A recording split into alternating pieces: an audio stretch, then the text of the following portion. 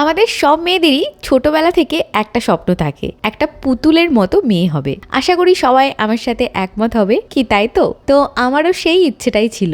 তো ভগবানের আশীর্বাদে আমাদের প্রথম বেবি ছেলে হয়, মানে অঙ্কুশ। কিন্তু তার কয়েক বছর পরে আমি যখন দ্বিতীয়বার মা হই, তখন ভগবান আমার সেই ইচ্ছেটাকে পূরণ করে দেয়। আর দ্বিতীয় বেবি হিসেবে আমরা পাই আমাদের জীবনে তানিকে, যে আজকে শুধুমাত্র আমাদেরই চোখের মণি নয়, তার সাথে সাথে তোমাদের হাজার হাজার মানুষের ভালোবাসার পাত্রী হয়ে উঠেছে। এই যে নিজে হাতে তানিকে রোজ স্নান করানো, স্নানের সময় ওর দুষ্টুমি, পাকা পাকা ভাবসাব, জল দেখে অবাক হয়ে তানি তাকিয়ে থাকা, চোখে মুখে জল গেলে ভয়ে জোরে জোরে শ্বাস নেয়া, হাত পা জলের মধ্যে ঝাপাঝাপি, আর তারপর স্নানের পর টাওয়ালের মধ্যে থেকে ভেজা বিড়াল ছাড়ার মতো তানি তাকিয়ে থাকা, আর স্নানের পর ওর গায়ের মিষ্টি গন্ধ, এই সবের অনুভূতি যেন আমার আত্মাকে ছুঁয়ে যায়।